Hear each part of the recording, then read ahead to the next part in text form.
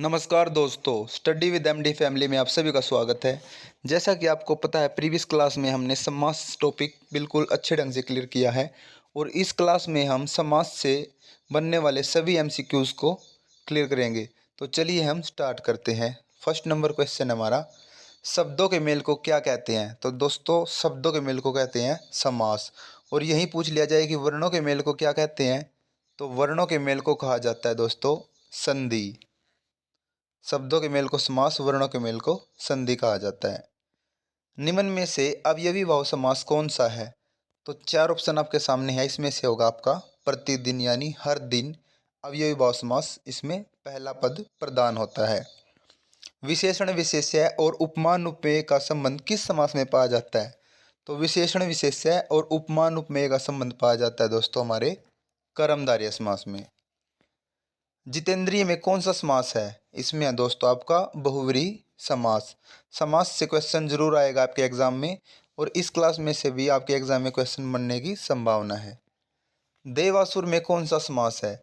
देवासुर में समास दोस्तों देव और आसुर, देव या आसुर। तो इसमें हमारा द्वंद्व यानी दोनों पद प्रधान है दोस्तों इसमें।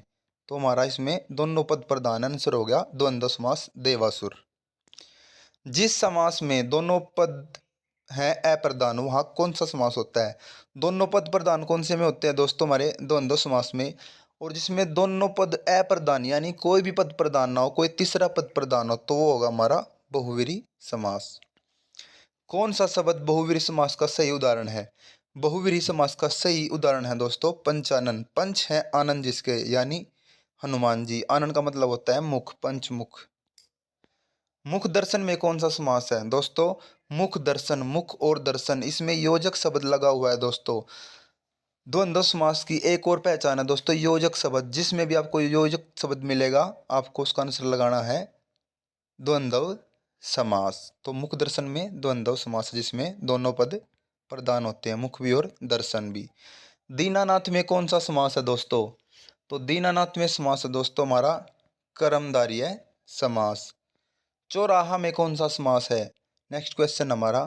तो चौराहा हमको देखना है कि हमारा पहला पद संख्यावाची है और जिस भी समास में पहला पद संख्यावाची यानी नंबरिक हो उसमें हमारा होता है द्विगु समास। जैसे चौराहा, चार राहों का समूह, चार राहों का समाहार। तो पहला पद हमारा संख्यावाची, आंसर हो जाएगा हमारा द्विगु समास। दशमुख में कौन सा समास है दोस्तों? तो ये भी हमारा दश यानी संख्यावाची है और इसमें भी हमारा द्विगु समास है दोस्तों। सुपुरुष में कौन सा समास है दोस्तों? सुपुरुष में हमारा कर्मधारय समास दोस्तों। और समास से आपके एग्जाम में जरूर क्वेश्चन आएगा दोस्तों। विशेषण और विशेष्य के योग से, उपमान और उपमेय के योग से, तो ये हमारा कर्मधारय समास होगा दोस्तों। एक शब्द में द्विगु समास है, उस शब्द का चयन करना हमें। तो हमें सबसे पहले ये पता होना चाहिए द्विगु समास क्या होता है, जिसका पहला पद हमारा संख्यावाची हो। तो इसमें देख लेते हैं हम आजीवन, ये अवयवी भाव समास है। सप्ताह, 7 दिनों का समाहार। तो हमारा सी राइट आंसर हो जाएगा। किस समास में दोनों पद के समान अधिकरण होने पर कर्मधारय समास होता है? किस समास में दोनों पद समान हो तो फिर कर्मधारय समास होता है? तो ये होता है हमारा द्वंद्व समास में हम दोनों पद प्रधान होते हैं हमारे। दोनों पद प्रधान कौन से समास में होते हैं दोस्तों? हमारे द्वंद्व समास में। दाल रोटी। द्विगु समास का उदाहरण कौन सा है? द्विगु यानी पहला पद संख्यावाची। तो ऑप्शंस में आप देख सकते हैं संख्यावाची त्रिभुवन, 3 भवनों का समाहार। तो ये हमारा राइट आंसर हो जाएगा दोस्तों। द्वंद्व समास का उदाहरण कौन सा है? द्वंद्व समास यानी जिसमें दोनों पदों की समानता हो उसमें द्वंद्व समास होता है। रुपया पैसा, रुपया और पैसा, इसमें हमारा द्वंद्व समास हो जाएगा दोस्तों। अवयवी भाव समास का एक उदाहरण यथाशक्ति का समास विग्रह है। यथाशक्ति होती है दोस्तों शक्ति के अनुसार। तो इसका आंसर हमारा सी राइट आंसर, अवयवी भाव समास। या फिर ये पूछ लेंगे यथाशक्ति में कौन सा समास है, तो अवयवी भाव समास है। पाप पुण्य, इसमें फिर से देखिए दोस्तों योजक शब्द दे दिया गया है, ये है हमारा योजक शब्द। जिसमें भी ये होगा वहाँ पर हमारा द्वंद्व समास, दोनों पद प्रधान, पाप भी और पुण्य भी। लंबोदर में कौन सा समास है दोस्तों?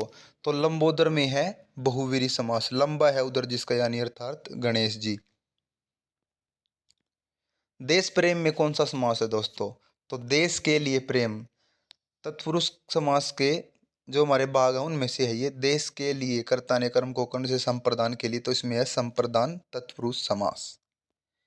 परमेश्वर में कौन सा समास है दोस्तों? परमेश्वर में हमारा कर्मधारय समास है दोस्तों। नेक्स्ट क्वेश्चन है हमारा और इम्पोर्टेंट क्वेश्चन है, अनायास में कौन सा समास है? अनायास में हमारा समास है दोस्तों न्याय तत्पुरुष। इस समास से भी आपके एग्जाम में देखने को बहुत क्वेश्चन मिलेंगे। इससे रिलेटेड क्वेश्चन हमने वीडियो के लास्ट में बताए हैं। गौशाला में कौन सा समास है दोस्तों? गो के लिए शाला यानी तत्पुरुष समास। कर्ता ने कर्म को संप्रदान के लिए, गो के लिए शाला। विद्यार्थी में कौन सा समास है? विद्यार्थी में है समास दोस्तों विद्या के लिए, जो विद्या के लिए अर्थी होता है उसमें तत्पुरुष समास दोस्तों। साग पात योजक शब्द देख लेना दोस्तों में। योजक, साग और पात दोनों समासों की प्रधानता है, तो द्वंद्व दोनों पद प्रधान दोस्तों। इसमें हमारा डी राइट आंसर हो जाएगा।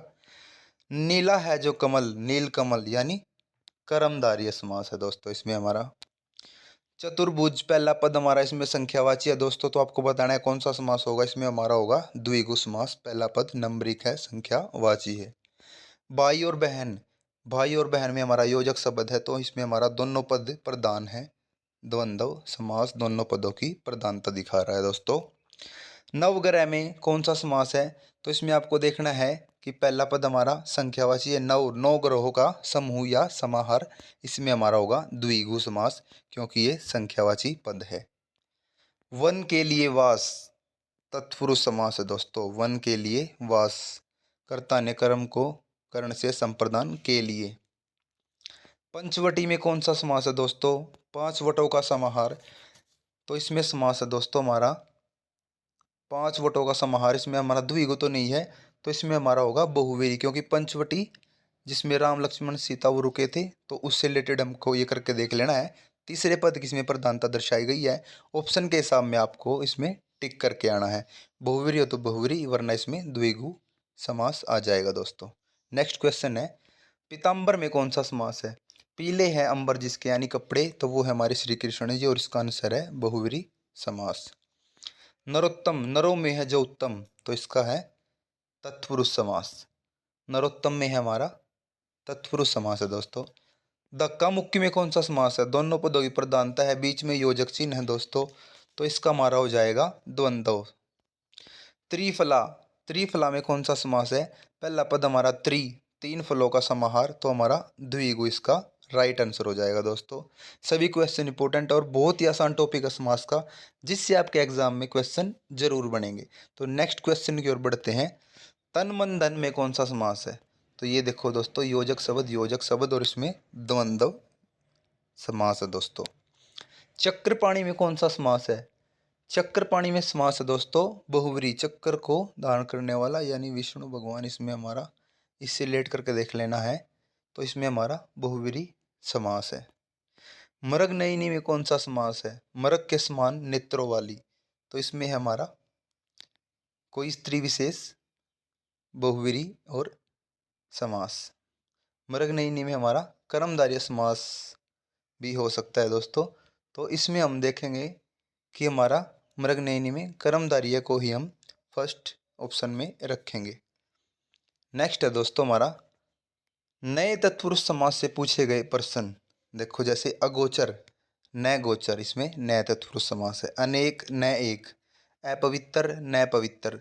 अलौकिक, ये बहुत बार एग्जाम में पूछा गया है, न लौकिक। अनभिज्ञ, न अभिज्ञ, तो इससे भी आपके एग्जाम में क्वेश्चन आ सकते हैं और ये इंपॉर्टेंट है। ये आपको पता ही है, मृग नयनी में भाई कर्मधारय समास है हमारा, डेफिनेटली कर्मधारय समास है। नेक्स्ट है कर्मधारय और बहुव्रीहि समास में आपको देखो वीडियो में भी आपको थोड़ा अंतर दिख रहा होगा, तो इसमें आपको ऑप्शन देख के ठीक करना है। जैसे दशानन, 10 आननों का समूह यानी द्विगु समास ऑप्शन के हिसाब से। और अगर आपके ऑप्शन में बहुव्रीहि समास है, 10 है आनन जिसके, अर्थात 10 है मुख जिसके, 10 आनन यानी रावण, तीसरा पद प्रधान बहुव्रीहि। पंचवटी, 5 वटों का समाहार द्विगु समास भी है। और पंचवटी 5 वटों से घिरा एक स्थल जहाँ पर राम लक्ष्मण निवास किया था, तो ये है बहुव्रीहि समास। अगर आपको वीडियो अच्छी लगी है दोस्तों तो हमारे चैनल को सब्सक्राइब करें और इस वीडियो को 1 से 2 बार ज़रूर देख लें, क्या पता यहीं से आपके एग्ज़ाम में क्वेश्चन बन जाए। थैंक्स फॉर वॉचिंग दोस्तों। जय हिंद, जय भारत।